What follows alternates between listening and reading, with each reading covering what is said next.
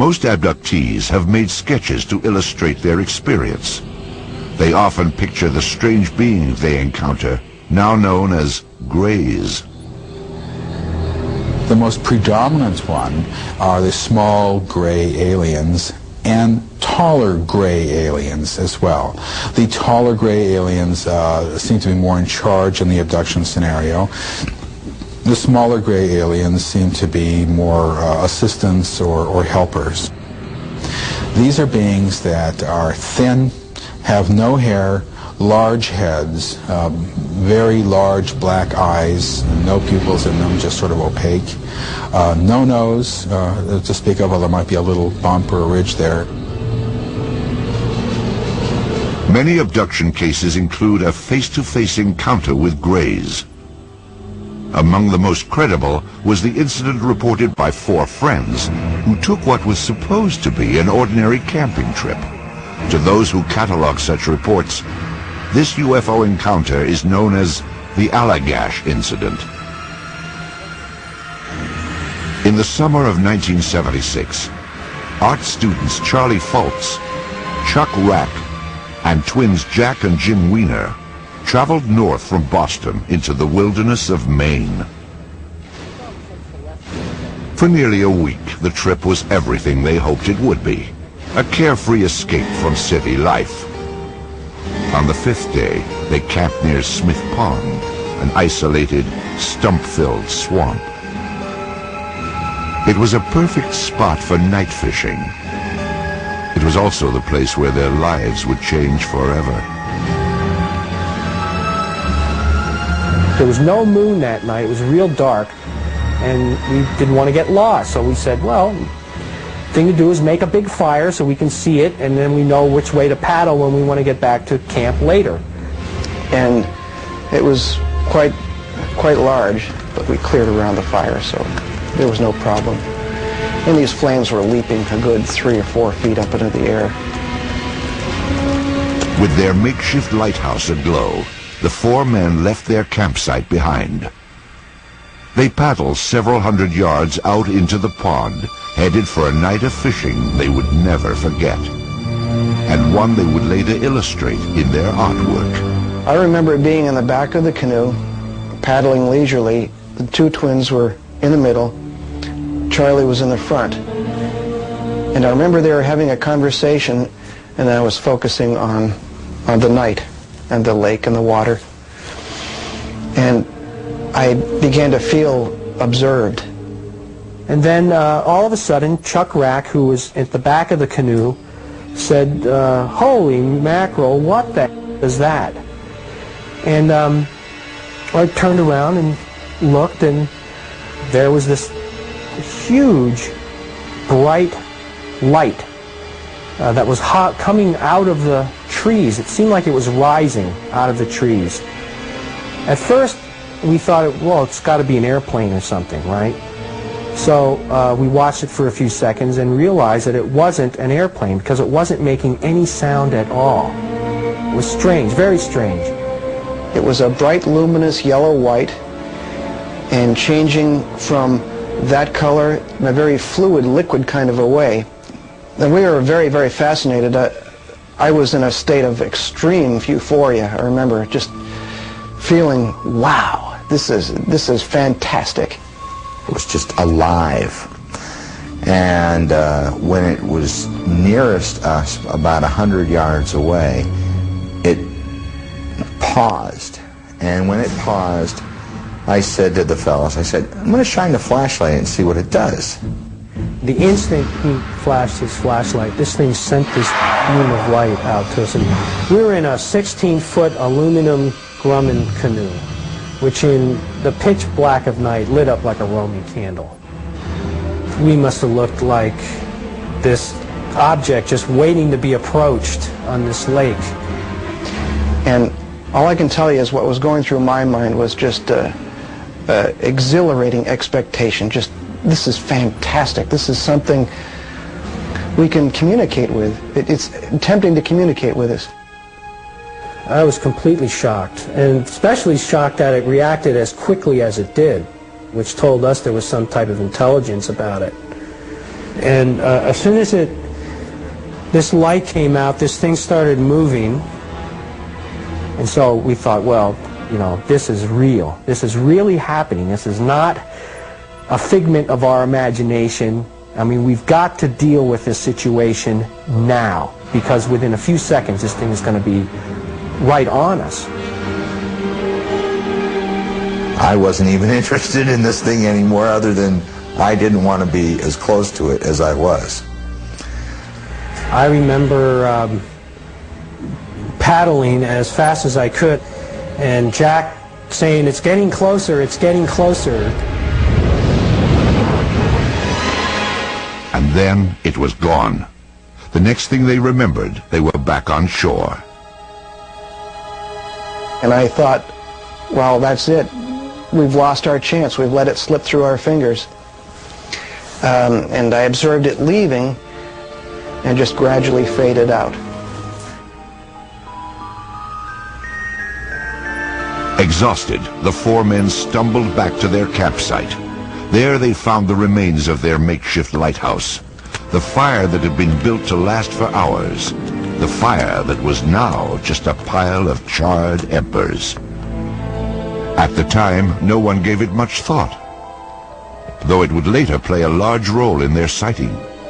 That night, nothing more was discussed. Not the fire, not the unknown object that had chased them only moments before. Sleep was the only thing on their minds. For years, the friends rarely talked about that strange night. Then, in 1978, memories of the sighting began to resurface. Jim Weiner had developed temporal epilepsy after a car accident and suffered periodic seizures. These fits were often triggered by sleep deprivation, and by 1980, Jim was definitely not sleeping well. Vivid nightmares had become a perpetual torment. All I remember is seeing vague figures, anthropomorphic in shape, but they did not seem human to me. They were around me, and they were either doing things with my genitals, or they were prodding me with some types of instruments. There was an extreme feeling of malevolence. I mean, I was absolutely always felt terrified in this situation. For a time, Jim kept his nightmares secret. Then he confided in his brother. Jack Weiner's reaction was totally unexpected. So he starts telling me this, my nightmare, on the phone, and I go, holy mackerel, I've been having the same nightmares. What is going on here?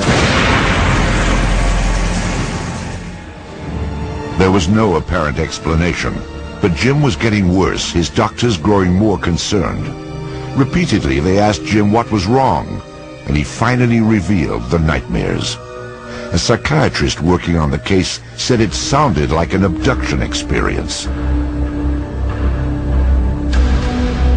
The doctor suggested that Jim speak to Ray Fowler, a UFO researcher. Jim repeated his story. Fowler took it seriously. Later, the other three also underwent hypnosis. Finally, 4 years after the incident, the details of that terrifying August night would emerge. They all remembered paddling onto a pond and seeing a spectacular light in the sky. Then it came closer, far too close for comfort. Then it came closer, far too close for comfort. The next thing the men recalled was standing on shore. Only later would they suspect that something more sinister had taken place. Regression hypnosis revealed that the four friends had apparently endured a horrific episode known as an alien abduction. It began with the menacing approach of a UFO. One of the things I remembered very clearly was Jack saying that it's gaining on us. And I remember suddenly being enveloped in this tube of light. And I remember looking up, and I was thinking about, what the heck is that up there? You know, like, what's up there? And that took a few seconds, and then I looked back again, and Chuck Rack's gone. The last thing I remembered was having both hands on the side of the canoe, looking out at the water to see if Chuck was in the water, and then not seeing him and thinking, oh my God, you know, what happened to Chuck? And then looking up, and then the next thing I remembered was this just intense feeling of almost like I was coming apart or something. That's the only way I can describe it. Then the next thing I remembered was being on my back in this hazy environment, which was just like this nightmare that I'd been having.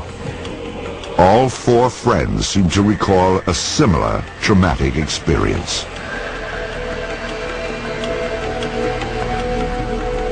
I'm lying on my back, and I'm disoriented. I'm not sure where I am. As I'm forcing and struggling to get up, a face appears and looks straight down at It reminded me of insects. I remember thinking, my God, these things look like bugs. They had like large eyes, almost like ants have. They could have been goggles for all I know, but and they had some kind of clothing on, like spandex. I became focused on this thing's hand and realizing that it was not a hand like ours at all. And this one had me by the wrist, and he was holding my arm up, and he had something else in his hand. But I didn't like the looks of it. And I remember thinking, oh boy, here we go. This is it.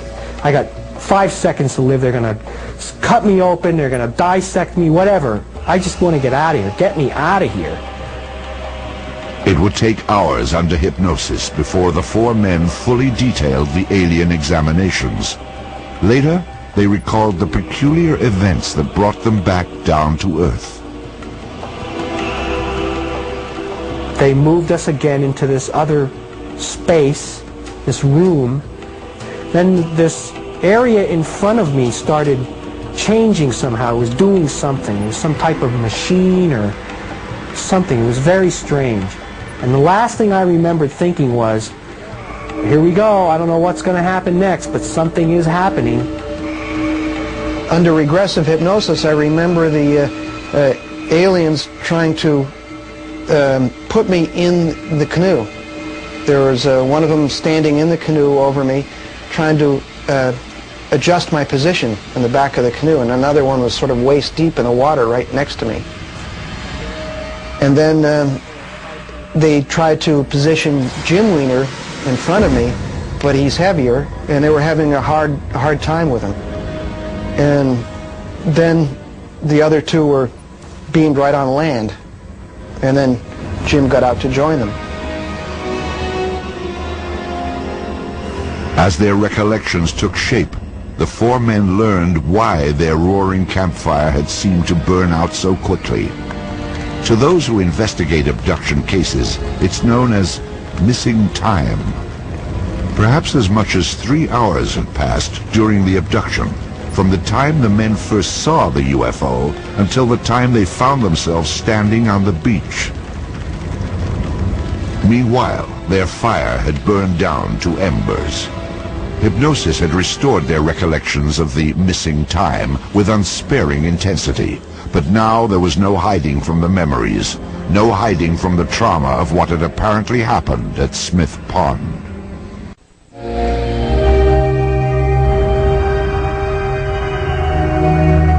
As sensational as the Allagash incident may seem, it is simply one of the thousands of abduction cases that have been reported. Among UFO researchers, it is regarded as a reliable report, with solid eyewitness testimony. Indeed, for those who have examined the case closely, it confirms that at least some people have come face to face with alien creatures.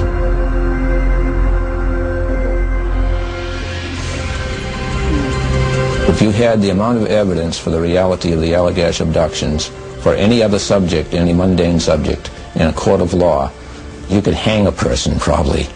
But because of the bizarre nature of the case, That's not going to happen. People aren't going to accept that evidence, although the evidence is there.